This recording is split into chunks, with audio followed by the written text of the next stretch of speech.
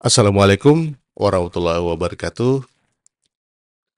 Jumpa lagi dengan saya Yafis di sini di IES Channel Belajar. Belajar menjadi lebih baik.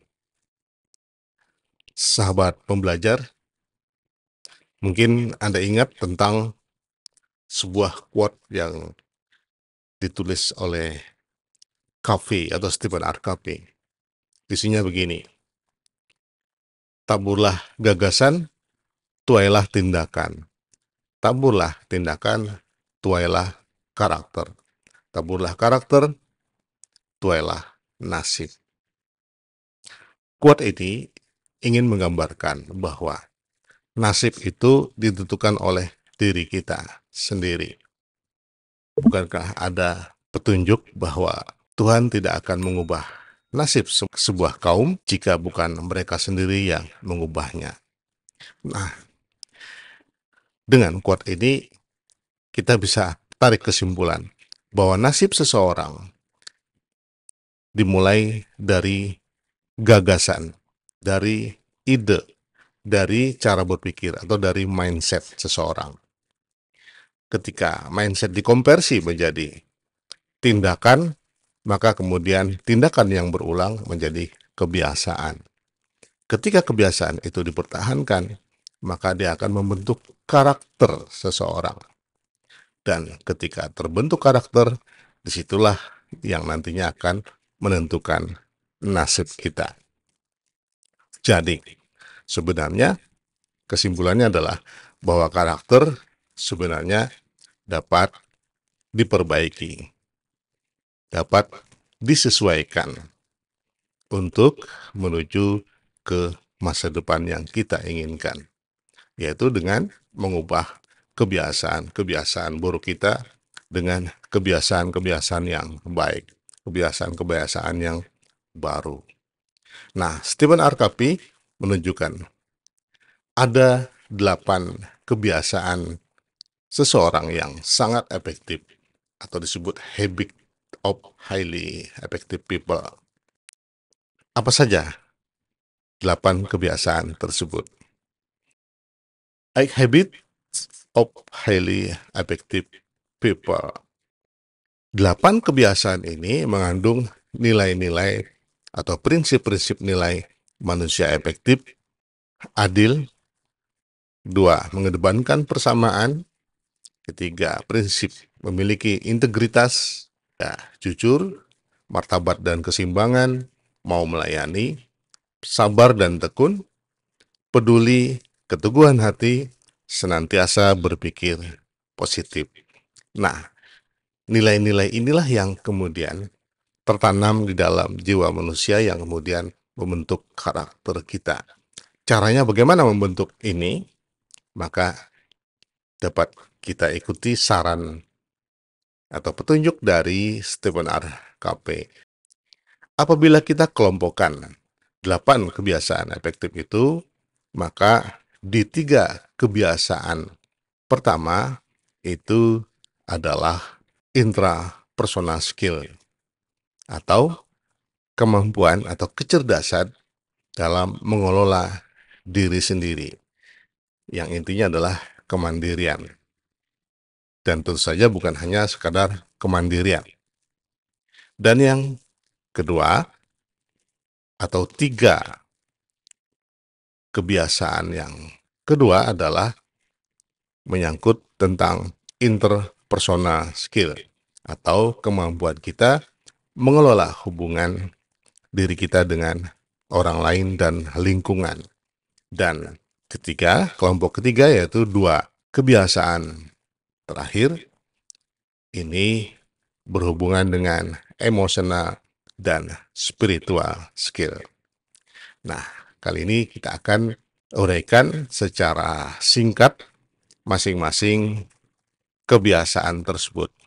Habit 1 atau kebiasaan yang pertama disebut be proactive atau jadilah proaktif. Jadilah proaktif adalah tentang mengambil tanggung jawab atas hidup Anda sendiri. Anda tidak boleh menyalahkan genetik atau keturunan atau segala sesuatu yang bersifat genetika yang mungkin ada kekurangan di dalam fisik kita misalnya. Juga keadaan, kondisi atau pengkondisian atas perilaku kita. Artinya, kita tidak boleh menyalahkan kegagalan kita, kekurangan kita atas tanggung jawab yang berada di luar diri kita. Semua adalah tanggung jawab kita sendiri.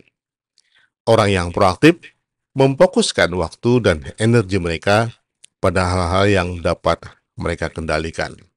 Mereka fokus terhadap upaya dalam lingkaran pengaruh mereka, atau kita kenal dengan circle of influence. Jadi, seseorang yang proaktif memiliki kendali atas dirinya sendiri dan lingkungannya, bukan sebaliknya, dipengaruhi oleh situasi sekelilingnya yang mengendalikan kita. Habit yang kedua, miliki visi dan tujuan hidupmu. Kebiasaan kedua didasarkan pada imajinasi, yaitu kemampuan untuk membayangkan di dalam pikiran Anda apa yang tidak dapat kita raih atau kita hadirkan melalui visual nyata. Jadi, merupakan kemampuan berimajinasi kita. Dimulai dengan akhir dalam pikiran, berarti memulai setiap hari. Tugas atau proyek dengan visi yang jelas tentang arah dan tujuan yang Anda inginkan. Dan kemudian lanjutkan dengan melenturkan otot-otot proaktif kita untuk membuat sesuatu terjadi. Jadi maksudnya di sini, begin with the end in mind. Itu adalah seseorang harus memiliki visi dan tujuan hidupnya. Mengembangkan pernyataan visi pribadi dan tujuan hidup akan membantu Anda fokus pada rencana sukses Anda. Ini menegaskan kembali siapa Anda, menempatkan tujuan Anda dalam fokus, dan memindahkan ide-ide Anda ke dunia nyata. Anda menciptakan takdir Anda sendiri dan mengamankan masa depan yang Anda bayangkan. Habit ketiga, dahulukan hal utama. Kebiasaan ketiga adalah tentang manajemen kehidupan. Tujuan, nilai, peran kita, dan skala prioritas kita. Memfokuskan waktu dan energi dalam skala prioritas sesuai dengan visi pribadi yang telah kita tetapkan di habit kedua. Artinya, di sini secara singkat, kita harus memiliki skala prioritas dalam segala tindakan maupun perilaku kita. Habit yang keempat, berpikir menang-menang. Think win-win. Berpikir win-win atau menang-menang. Melihat kehidupan sebagai arena kooperatif, bukan arena kompetitif, bukan arena persaingan. Win-win adalah kerangka pikiran dan hati yang terus-menerus mencari saling menguntungkan dalam semua interaksi manusia. Menang-menang berarti perjanjian atau solusi saling menguntungkan dan memuaskan. Habit ke-5, memahami untuk dipahami. Komunikasi adalah keterampilan terpenting dalam kehidupan. Anda menghabiskan waktu bertahun-tahun belajar membaca dan menulis, dan bertahun-tahun belajar berbicara. Akibatnya kita lebih terampil berbicara ketimbang mendengarkan. Disinilah nampaknya kebiasaan yang umumnya lemah di dalam diri kita, yaitu kurang terampil di dalam mendengarkan, dalam arti yang lebih. luas, kurang bisa memahami apa yang harus kita pahami dari orang lain, dan kita lebih menonjolkan atau lebih menginginkan untuk dipahami.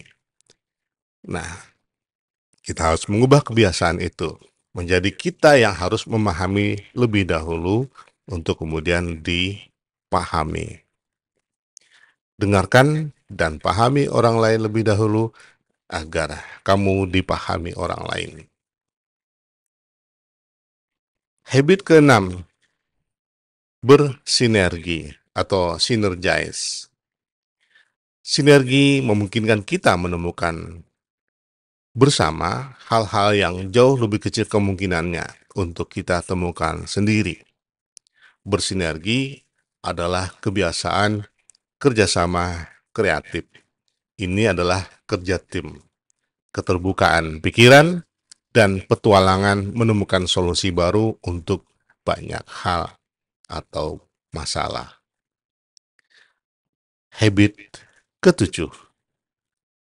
Kebiasaan ketujuh adalah merupakan manajemen ketahanan dan fleksibilitas.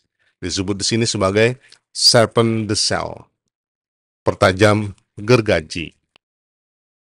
Mempertajam gergaji berarti melestarikan dan meningkatkan aset terbesar yang Anda miliki, yaitu fisik, sosial, emosional, mental, dan spiritual. Itu berarti memiliki program yang seimbang untuk pembaruan diri di 4 bidang kehidupan tersebut.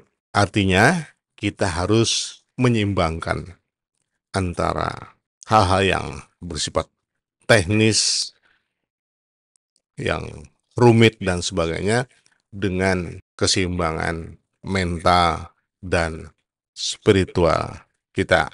Merasa baik tidak terjadi begitu saja. Menjalani kehidupan yang seimbang berarti meluangkan waktu yang diperlukan untuk memperbarui diri. Anda dapat memperbarui diri melalui relaksasi dan memanjakan diri secara mental dan spiritual. Habit ke-8, temukan keunikanmu dan bantulah orang lain menemukan keunikannya. Temukan keunikan Anda itu berarti kita mengeksplor kelebihan yang kita miliki. Baru kemudian bantulah orang lain menemukan keunikannya atau kelebihannya. Dan jadilah inspirator dalam kehidupan ini. Nah, demikianlah 8 kebiasaan yang sangat efektif yang dapat memperbaiki karakter kita, mengubah yang buruk, mengubah yang negatif, yang kurang menjadi lebih baik. Di video selanjutnya, saya akan membahasnya secara detail, satu persatu menurut kebiasaan efektif tersebut. Semoga bermanfaat. Jangan lupa subscribe, like, and comment. Sampai jumpa di video berikutnya. Keep learning, doing, and playing. Wassalamualaikum warahmatullahi wabarakatuh.